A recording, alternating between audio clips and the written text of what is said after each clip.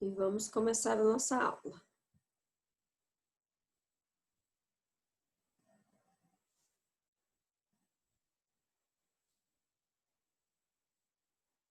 Então, nossa aula de hoje vai ser sobre as características da água e os efeitos biofisiológicos da imersão.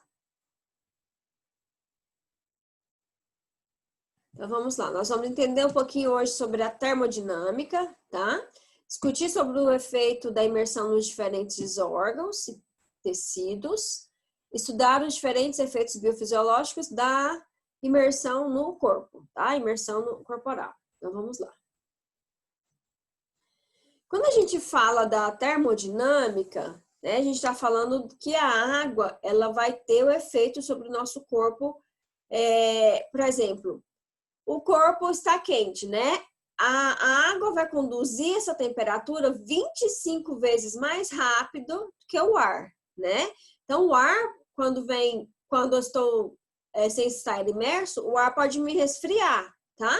Mas na água, seja para o quente ou seja para o frio, ela vai fazer isso 25 vezes mais rápido do que o ar, certo? Então, vamos lá. Primeiro princípio da termodinâmica.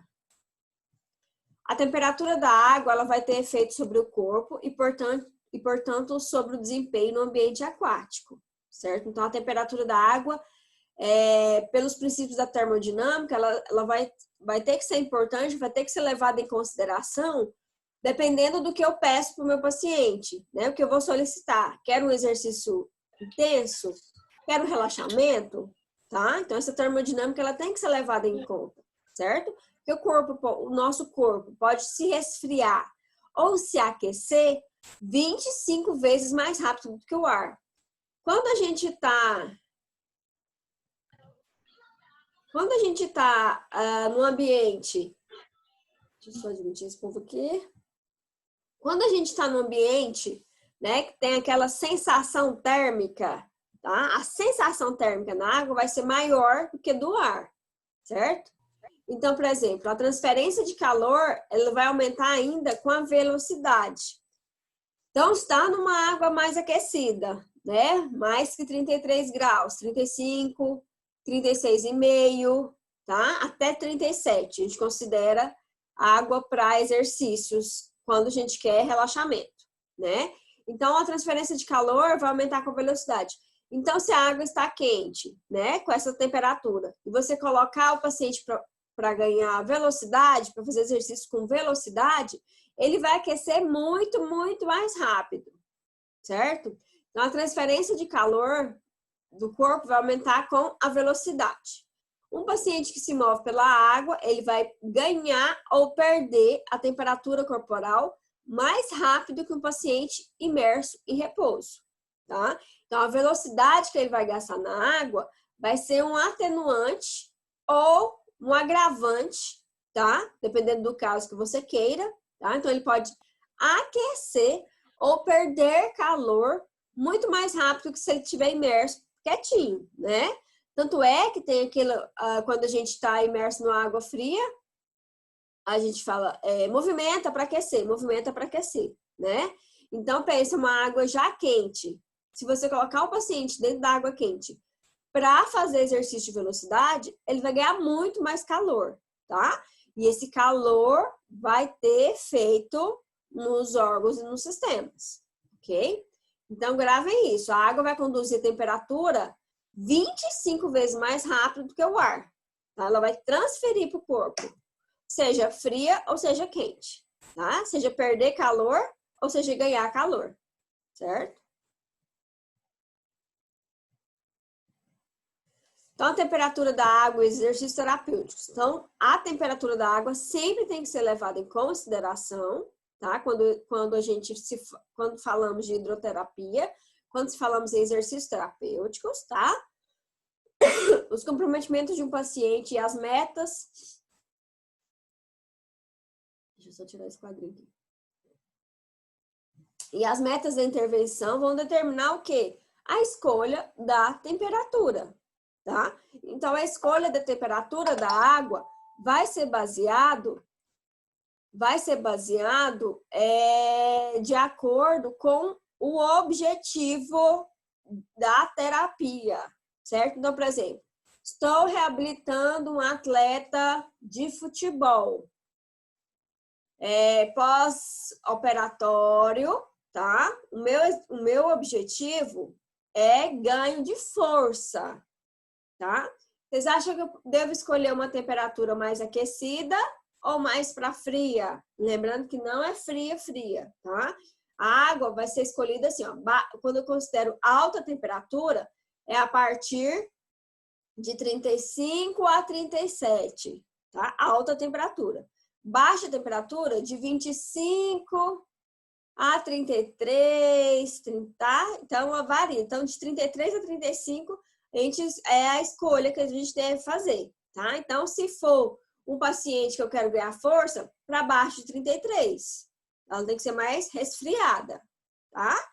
Então, se eu quero ganhar força. Agora, não, é um paciente que eu quero apresentando rigidez, né, pós-operatório crônico, mais antigo. Não é um pós-operatório imediato, não é um atleta que tem que reabilitar com objetivo de força, tá? Não, ele quer ganhar a VD normal, que ganha amplitude de movimento. Aí sim, como eu quero ganhar amplitude de movimento, quero trabalhar ADM, eu vou escolher uma água mais aquecida, tá?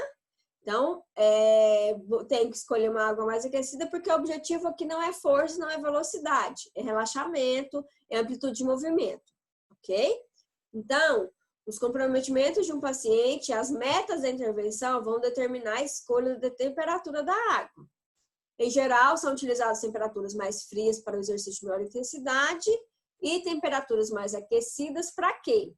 Para exercício de mobilidade articular, flexibilidade, relaxamento muscular, tá? Então, quando eu quero ganhar mobilidade, flexibilidade e relaxamento muscular, eu vou utilizar temperaturas mais aquecidas. Vamos ver mais à frente por quê, tá?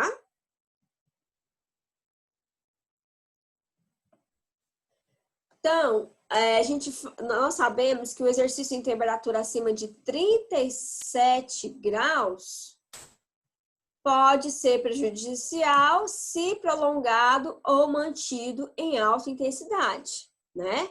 Então, lembra, escolhi a água com a temperatura de 37 graus, né? Vou colocar o paciente lá dentro. Se eu pedir algum exercício de intensidade, de velocidade, esse paciente pode vir a fadigar, tá? Eu não posso exigir manter ele muito tempo imerso nessa água e nem pedir exercício de alta intensidade. Uma temperatura assim, a sessão tem que ser menor, tá? E o objetivo aqui é tudo aquilo que a gente falou: mobilidade, ADM, relaxamento, tá?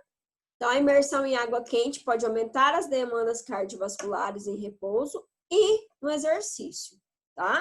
Nós vamos ver mais à frente, mas já adiantando, que só de estar imerso até o pescoço, as demandas cardiovasculares vão ser aumentadas, tá? E aí, se eu ainda jogo uma água quente, se eu jogo um exercício de intensidade, de velocidade, tá? Tudo isso pode sobrecarregar demais o meu cardiovascular. O paciente pode vir a fadigar, tá? E quando a gente fala em pacientes sem nenhuma morbidade, sem nenhuma patologia crônica, né? Não tem diabetes, não tem pressão alta, tá? Então, a gente está falando de fisiológico normal, tá? Depois a gente vai ver as características, assim. Então, como que eu vou admitir um idoso hipertenso? Quais cuidados que eu tenho que ter, tá? Então, só de eu estar imersa, sem o quesito temperatura alta, o meu cardiovascular já está aumentado. Vamos ver por quê, tá?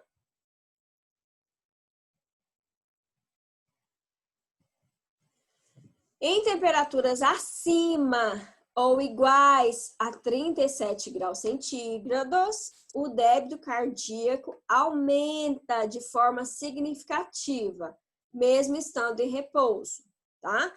Por que que o débito vai aumentar? Vou falar mais à frente, mas já adiantando, lembra do princípio de Pascal? Acabei de falar no início. O que é o princípio de Pascal? Vai reger o quê? Pressão hidrostática, tá? Então, quando o meu corpo está imerso até o pescoço, certo? Pressão hidrostática no meu corpo inteiro, abaixo do pescoço. E o que essa pressão hidrostática vai me fazer? Vai fazer vasoconstrição nos meus membros inferiores e nos meus membros superiores, tá? E vai jogar mais volume de sangue no meu centro, tá? Meu central vai estar mais sangue. Chegando mais sangue ao coração, aumenta o quê? Débito cardíaco, tá? Então, mesmo eu estando parada na água, só pela pressão hidrostática que está assim e que está assim, tá? Vai fazer a vasoconstrição dos meus membros, tanto superior quanto inferior, e jogar mais sangue para o meu centro. Estando o meu tronco mais cheio de sangue, vai chegar mais sangue no coração e aumenta o débito cardíaco, certo? Segurem essa aí, tá? Então, quando a gente fala que o débito cardíaco é aumentado, o que vai justificar é o princípio de Pascal, pressão hidrostática, tá? Então, tá. Então, em geral, temperaturas da água entre 36 e 37 são consideradas altas, tá vendo? E entre 26 e 35 graus centígrados são consideradas baixas, tá? Então, a minha média de hidroterapia, lembra que eu falei desde o início? É de 33 a 35 para ficar confortável, tá? E mesmo assim, se for um exercício muito extenuante, o 33 está alto, né? Então, eu posso utilizar até 25, 26 graus centígrados, tá? Então, a gente considera a temperatura alta 36, 37, tá? E mais baixa, 26, 35, tá? Então, além dos diretrizes adiante do fator fadiga, o paciente precisa ser considerado por isso, tá? Então, além das diretrizes adiante, o fator fadiga tem que ser considerado. O paciente pode cansar mais na água. Aí o coração está trabalhando mais, né? Vocês vão ver que o sistema cardiovascular, ele anda de mão dada com o respiratório. Se o cardiovascular está correndo, o sistema respiratório também está correndo, tá?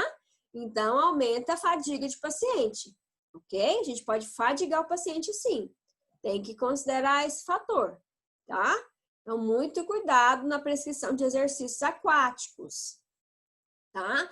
Eu não levo em consideração a quantidade de exercícios que eu prescreveria no ambiente terrestre, tá?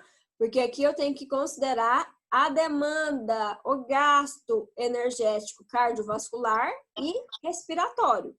E só do paciente estar imerso até o pescoço já está acelerado, ok? Muita atenção.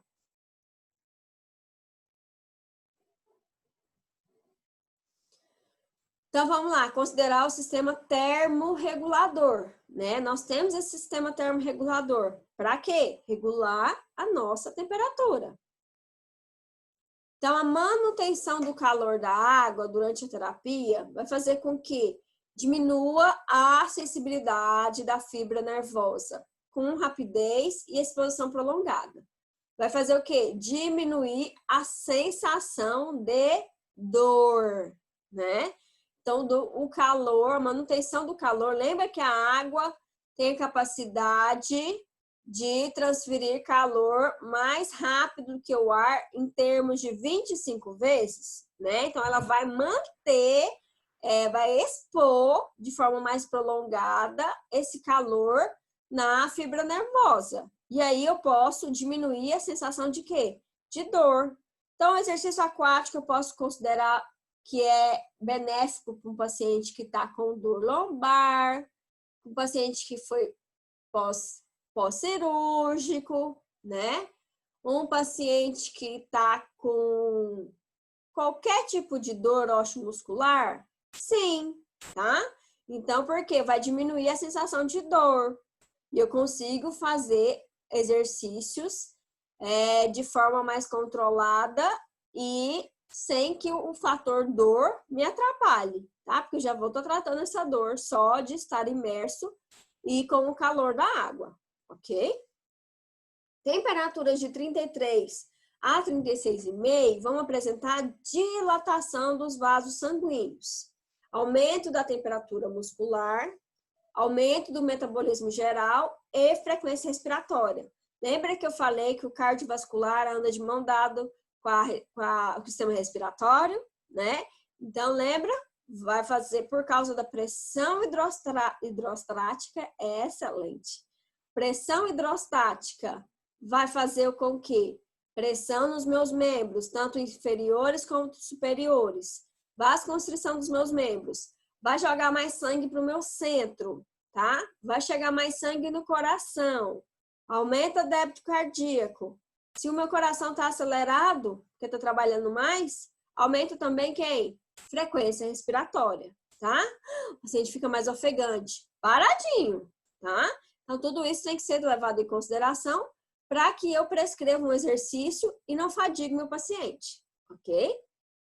Vai ter o melhor aumento do metabolismo, né? Ele vai gastar mais energia, tá? Por isso dá uma fome danada.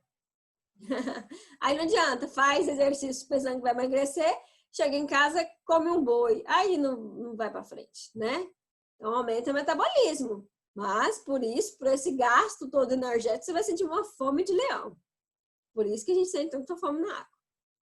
No meu sistema articular, tá? Sistema articular.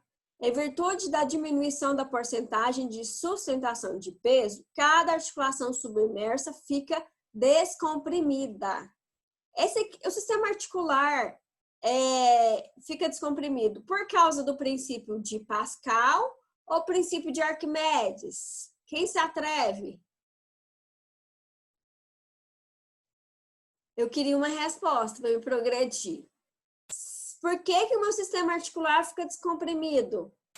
Por causa da explicação do princípio de Pascal ou princípio de Arquimedes? Quem estava no início, que eu falei antes? Me ajuda aí.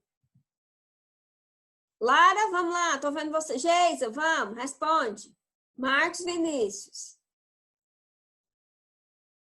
Pascoal. Amanda chutou Pascal. Quem mais? Quem dá mais? A articulação vai ficar descomprimida por causa do princípio de Pascal ou de Arquimedes? Deixa eu recapitular aqui, depois eu mando outro link. O Pascal vai ser responsável pela pressão hidrostática. O Arquimedes pelo princípio de flutuação.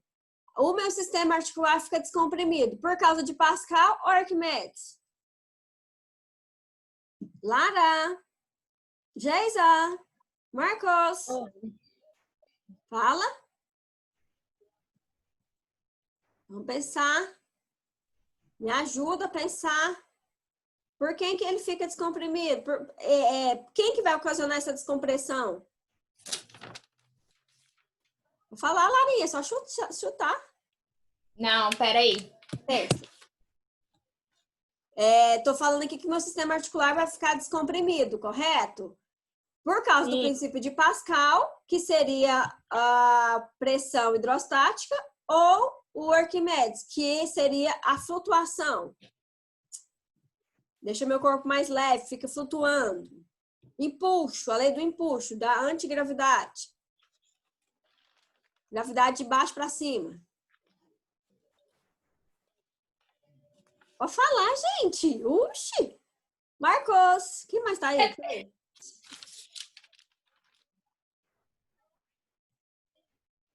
Karine, Diele, Hila. Por causa que eu fui pra carregar a tomada.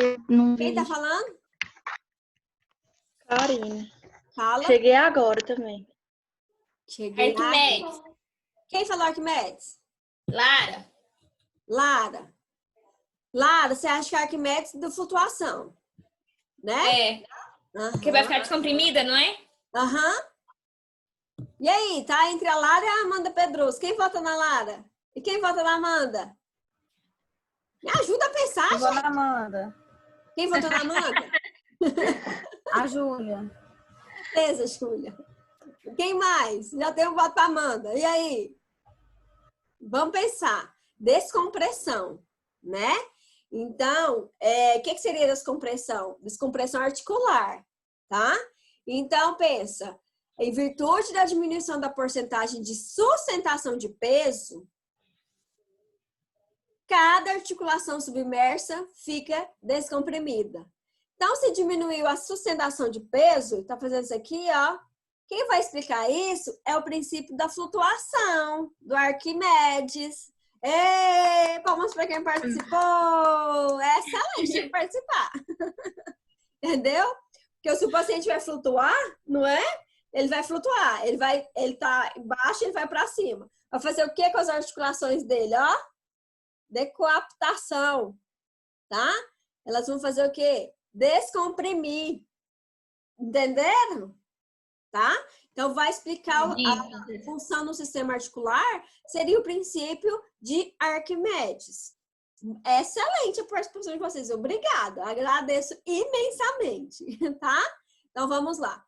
Isso vai permitir a realização da deambulação, olha que legal, mais precoce, mobilização, tá? Vai ajudar na mobilização articular, tá? Só dele estar na água, já tem o princípio de, independente da temperatura, se ele está imerso, já tem o princípio de flutuação, não tem? Princípio de Arquimedes. E aí vai acontecer o quê? Melhor decoaptação. Consigo fazer maior que mobilização. Lembra para a gente fazer mobilização articular? Tinha articulação que a gente tinha que fazer tração e movimento. Pensa na água que você já tem a tração ali, né? Para a gente fazer o movimento para ganhar DM é muito mais fácil, tá? Então, posso fazer deambulação, mobilização articular, mobilização e do exercício vigoroso com pouco impacto, tá? Posso fazer um exercício de corrida sem muito impacto, sobrecarga, tá? Vou reduzir o atrito entre as facetas articulares. Pensa um joelhinho da senhorinha bem artrosado, né? Só de estar lá na água, ó, diminui um pouquinho. E aí a gente faz a mobilização, ó, ganha DM, tá? Consigo trabalhar essa descompressão, tá? Por causa do princípio de Arquimedes. Não se esqueça da flutuação, do empuxo, tá? Do empuxo. Vai flutuar e aí vai descomprimir. Excelente, vamos lá. Sistema músculo-esquelético. O que vai acontecer no sistema músculo-esquelético? Então, devido à temperatura de 33 a 36,5, vamos obter o quê? Por causa do calor aqui, tá? Redução do espasmo muscular e da dor. Da dor eu já expliquei, por causa da terminação nervosa, tá? Diminuição da fadiga muscular, certo?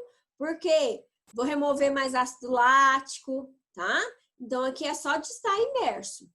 Auxiliar no alongamento muscular, né? Pensa uma fibra muscular com calor, tá? E com o sistema do princípio também de Arquimedes, que já está fazendo a tração das articulações, está fazendo um pouquinho de tração muscular também, tá? Então, auxilia no meu alongamento e consigo aumentar ou manter uma ADM, tá? Porque fica mais fácil de fazer mobilização intraarticular, certo? Então, vamos lá. E a minha resposta cardiovascular na imersão? Então, lembra que eu já comecei a falar para vocês que por causa da pressão hidrostática, eu tenho uma maior vasoconstrição de membros, tá? A minha pressão hidrostática vai fazer com que o sangue que está nos meus membros se localize no meu centro, certo? E aí, o coração acelera mais, o débito cardíaco aumenta, tá? Então, vamos lá. Se o débito cardíaco aumenta, a pressão também aumenta, porque tá um ligado com o outro, tá? Então, vamos lá. 700 ml de sangue são deslocadas dos membros inferiores para a região do tórax, causando um aumento do retorno veno-linfático e ocasionando um aumento de 60% do volume central. Eu não coloquei aqui, mas tem algumas literaturas que chamam isso de reflexo do mergulho, tá? Reflexo do mergulho. Quando o sangue das minhas periferias, tá? Vai ser deslocado para a minha região central. certo? Nos animais também acontece isso. E aí fica melhor para mergulhar, mais fácil, tá? Então vamos lá. 700 ml de sangue são deslocados dos membros inferiores para a região do tórax, causando um aumento do retorno linfático e ocasionando um aumento de 60% do volume central. Vai acontecer uma melhora na capacidade aeróbica, melhora nas trocas gasosas, auxiliar o retorno venoso. Não falei que a pressão hidrostática vai fazer assim com os meus membros, tá? Então, vai melhorar o quê? O retorno venoso, retorno linfático, tá? Como se fosse uma drenagem manual o tempo todo. Em todos os membros, o tempo todo tá fazendo essa drenagem. Vai melhorar a minha irrigação sanguínea e vai resultar na estabilidade da pressão arterial e no retardo do aparecimento de varizes, tá? Então, por exemplo, na hora que emerge, né, vai acontecer tudo isso. O débito cardíaco vai aumentar, a pressão aumenta. Depois de um certo tempo, que o organismo vai acostumando, tá, com aquela pressão hidrostática, a pressão vai ficando para o limiar do paciente que é normal, tá? Tanto é que tem pacientes que já são hipertensos, ele tem que estar medicado, a gente tem que aferir a pressão antes, durante e depois, tá? Porque vai sim oscilar a pressão, por causa dessa quantidade de sangue que está chegando no meu centro, certo? E se tem vasoconstrição nos meus membros, tá? Eu vou aumentar a minha pressão sim, certo? Então, a vasoconstrição dos meus membros, por causa da pressão hidrostática, joga mais sangue para o centro, tá? A minha pressão fica, sim, para alta. Depois de um certo tempo, a musculatura, o organismo acostuma, e aí, aquela pressão que estava muito elevada, ela equilibra, ela vai equilibrar, tá? Mas nunca vai ficar muito baixinha. A não ser que entre com temperatura, mas a gente está falando só da imersão agora. Só um minuto, vamos lá. Só da imersão, tá? Só da imersão, a gente tem até o pescoço, eu tenho aumento do débito cardíaco, aumento da pressão arterial, tá? Auxilia o retorno venoso, melhora trocas gasosas, diminui o aparecimento de varizes, tá? E depois vou estabilizar a pressão arterial, porque vai mexer no sistema angina-angiotensina, tá? Renina-angiotensina. Mas agora a gente vai falar disso. Vamos lá.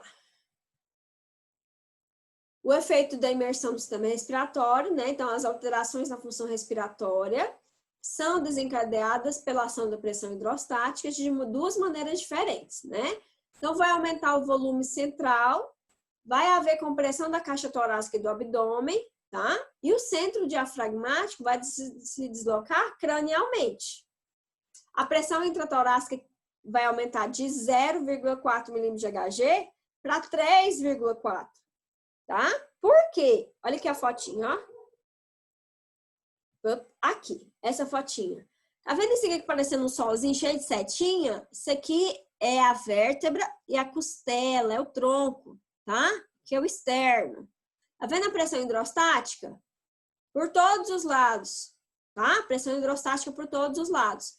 Então, o que era fácil de respirar no ar, na água é difícil. É um trabalho respiratório intenso. Ele tem que vencer a pressão hidrostática, tá? Então, a pressão que era de 0,4 passa para 3,4, certo? Então, com isso, o meu trabalho respiratório vai aumentar, ok? Por causa da pressão hidrostática. Fica difícil de respirar na água, tá? Então, ó, tem que, ó, a pressão, tá? Para fazer isso aqui, tem a pressão o tempo todo, tá? E a expiração se torna uma coisa mais passiva, mas a INS é mais difícil, certo? E o meu diafragma se desloca também cranialmente. Já tá aqui, ó. Já tá curtinho, tá? Por causa da pressão hidrostática, ele não vai, não vai conseguir fazer aquele padrão abdominal bonito, tá? Ele vai ficar mais curtinho aqui, por causa da pressão.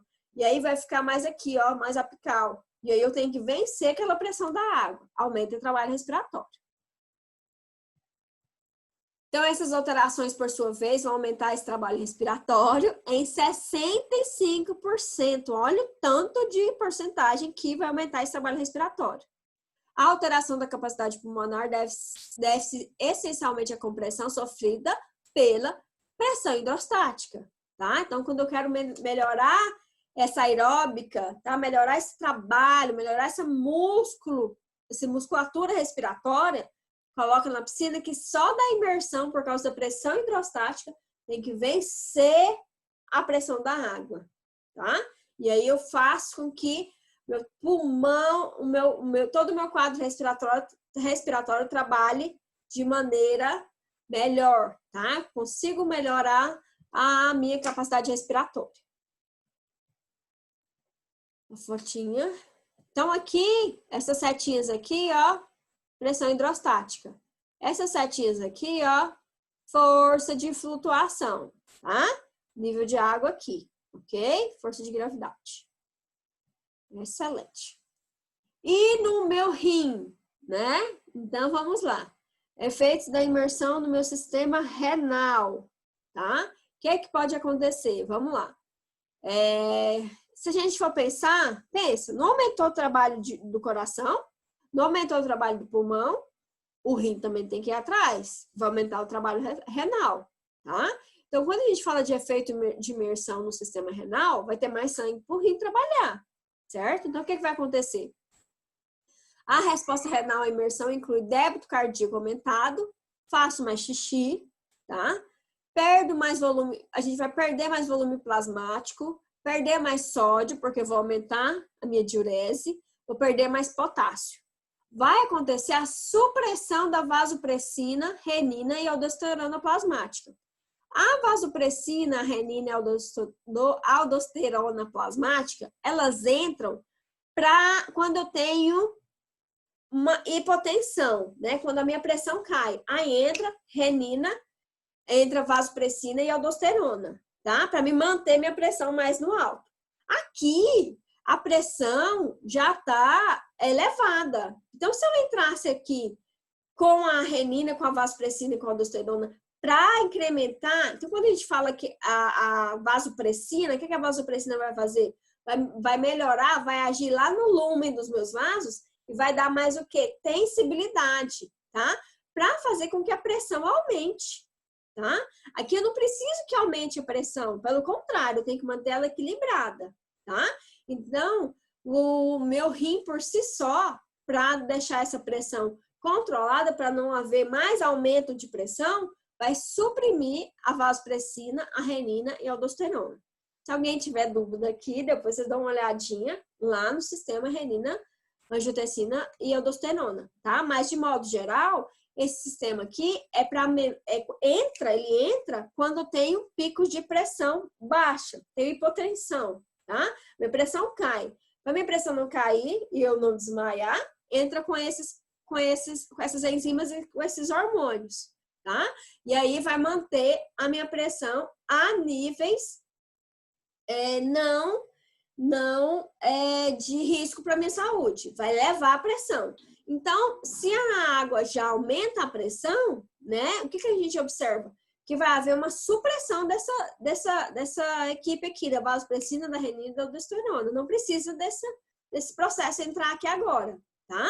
Eu preciso bloquear isso, porque tá tudo já muito comprimido, certo? Não preciso que aumente mais a pressão. Eu tenho que manter a pressão equilibrada, tá? Então, a minha diurese vai aumentar muito. Por quê? Chegou mais sangue no centro, vai chegar mais sangue no rim, ok?